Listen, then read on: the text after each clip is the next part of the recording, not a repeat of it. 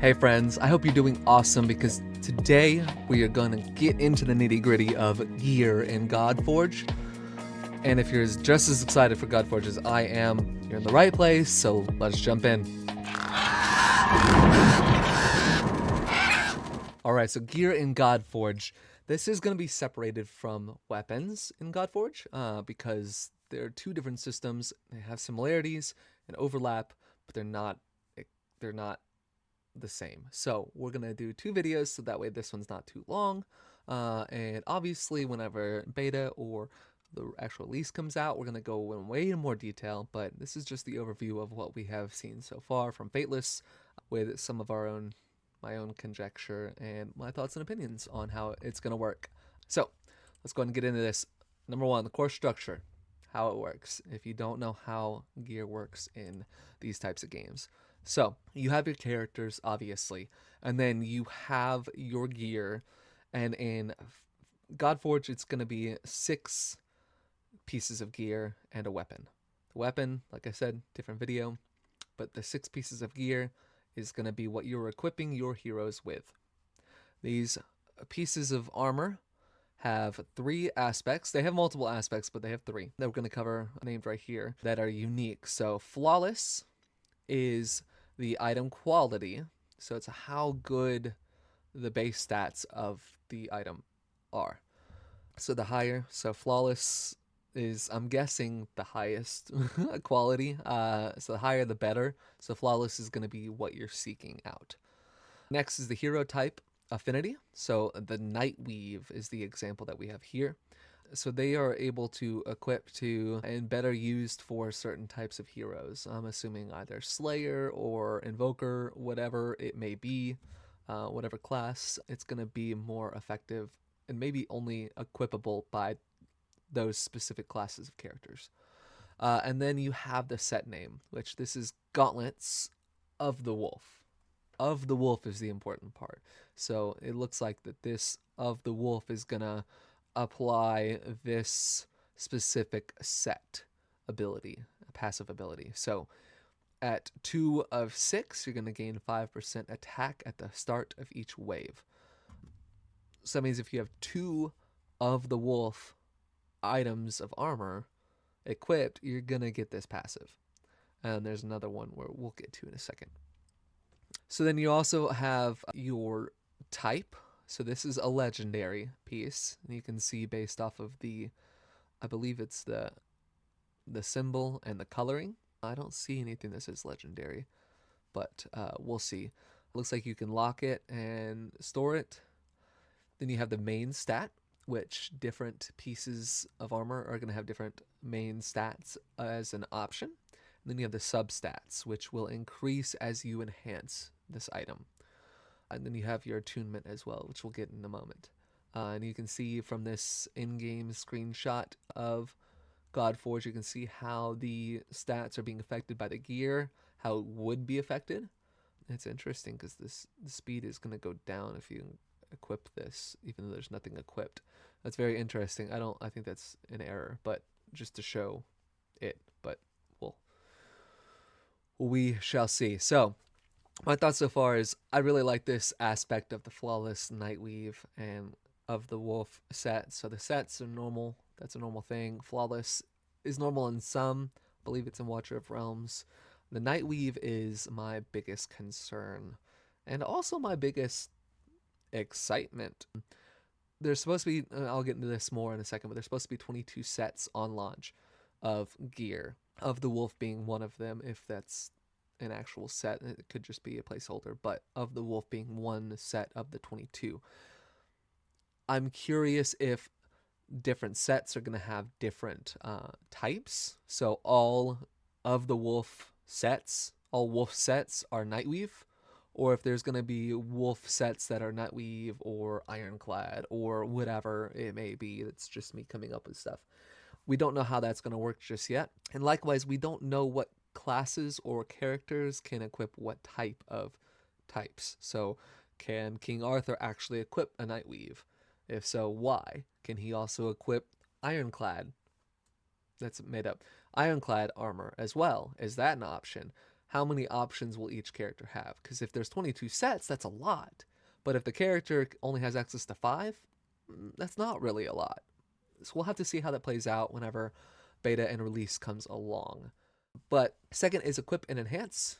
First thing you need to know, question you're probably dying to ask, is there an unequip fee? No. No, there's not. It's free to unequip your gear, so long as it's not attuned. We'll get into attunement in a second. Enhancing gear does increase all substats to some degree, and the wonders of this little graph here will show you, not exactly, but show you roundabout what stats are being increased. So going into this a little bit, just to walk through, as you can see at level 0, there are no substats on this piece, but we do have the crit rate of 14%.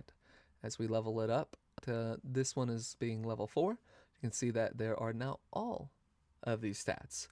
I really like that. It's not just a single stat being added or upgraded, it is all of them, which will lead to some very powerful gear sets, as well as the main stat. Now, you can see init, which we don't know what that is. I'm going to call it initiative.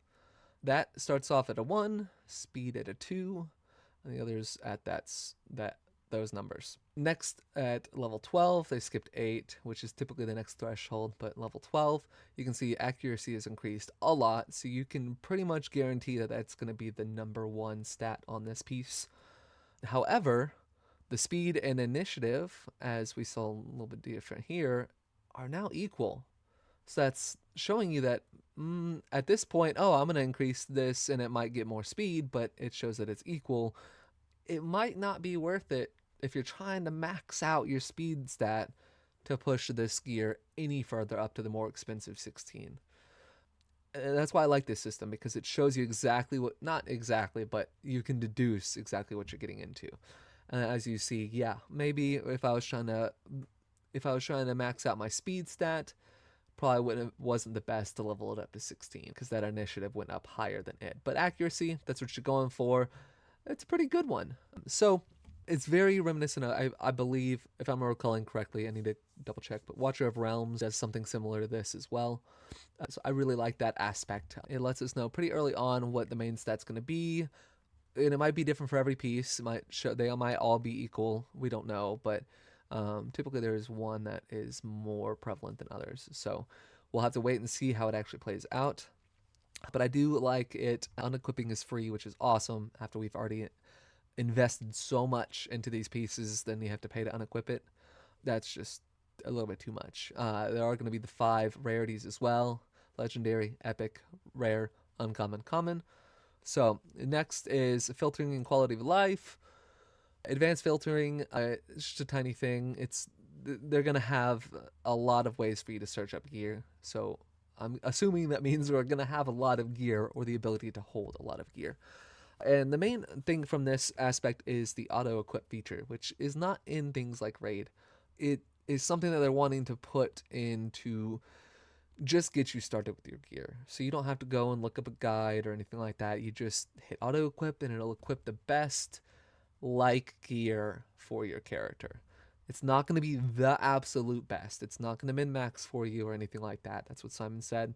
It is just going to get you to a starting place, which I like, because then once you get a starting place, you play with the character some, then you can get invested, go into the guides, go into the breakdowns of the different pieces, start min-maxing your gear and applying it, so on and so forth. I like that. It just gets you started, gets you playing quickly, gets you to understand the game. And then if you want to take that step further, more deeper than a casual player, you can. But for the casual players, it's going to be a wonderful, wonderful piece. Now, my main question, it's not really a concern or anything like that, but is the auto-equip going to be based off of what Fateless sets as a pre-planned thing? Or is it going to be based off of the community as the game gets played, the game gets figured out, people figure things for different characters that may not be exactly what Fateless determined? Are they going to change this auto-equip feature to accommodate that? Is it something that we as players can affect in-game? so on and so forth. It's mainly a question to Fateless, so we'll just have to wait and see how that plays out. And that may change at any point as well. So very important is this attunement system. All right, this is late game, in-game stuff. It is very minute and change, but it's also still very important. And I'll get into my thoughts and questions in a second. So these pieces can only be equipped to certain characters, and they have to be equipped to a certain character to then attune. We don't know if it's based off the class, the same as like the Nightweave hype or what, but it will, if it's attuned to the correct god or god type or god class, whatever, you can then attune that armor onto that gear onto that character. And what that does is it locks it, which you can break the lock by paying a gold fee or a different type of fee, I don't know. But it locks it to that character and then gives them a boost, a small boost from what they've said. So that small boost is supposed to be the min-maxing, the just pushing things a little bit over the edge at the very end of the game, getting extra stats just to see what it does, to do everything you possibly can with this piece of gear and with your characters and everything like that. I like it. My only concern is, one, will it really make that much of a difference if it's so small? And two, I don't want it to be where if the gear piece is not attuned, it's useless. And what I mean by that is I don't want the ability that, or the buff that it gives to be too small, nor do I want it to be too big, because I don't want it to be, oh, this person attuned all of their gear and now they're doing 10 times the amount of damage I am, if I'm not, there to just simply attune crap gear to my characters to give them that boost. So I want it to be just enough to where, yes, it's a decision that we have to make, and we decide that and then stick with that decision. It's not just, I'm just gonna attune all this gear so I can get some extra damage and then pay to unattune them all and then move into another character or equip new gear, whatever, so on and so forth. So I feel like it's going to take some balance to get that where it needs to be, but I know they're going to do it, so I'm not too worried about it. And I kind of spoke on this a little bit as well, set bonuses and variety. Like I said, there's the 5 rarities, 22 gear sets on launch is what they've said that they're aiming for, and each is supposed to give a different passive effect so long as you have so many equipped. And I'm really excited to see what they're doing with it to play into their systems. But my thoughts is 22 is a lot. That's a lot of gear sets. That I'm impressed. However, with the type system, how many gear sets are going to be available per character? Are we only going to be able to equip 5, 10 to a single character? Is there any overlap? Can the Slayers equip so-and-so sets as well as Invoker? Is there only a couple? Is there a couple from this pool that affect all of them, and then there's another like pool that affect all the characters? We don't know exactly how it's going to work yet. I just hope that it's not too limiting. And I like limitation, but I don't want it to be too limiting. So that is it, folks. So please let me know what you think of these systems. This is all we know so far. We don't know everything. Even Simon has said that we're not fully understanding some of the systems. So hopefully hopefully we are, at least to the point where we have been told so far. Let me know what you think, what you would like to see different, what you would like to see more of, more in depth, and what you're most excited for. Because, I mean, all of this is speculative. It's all going to change, but there's some things that we can be excited for, and we just need to know that. So please reach out, put it in the comments below, like and subscribe to this video so Fateless can see it, and thank you for watching. I hope you have a wonderful rest of your day. See you on the next one.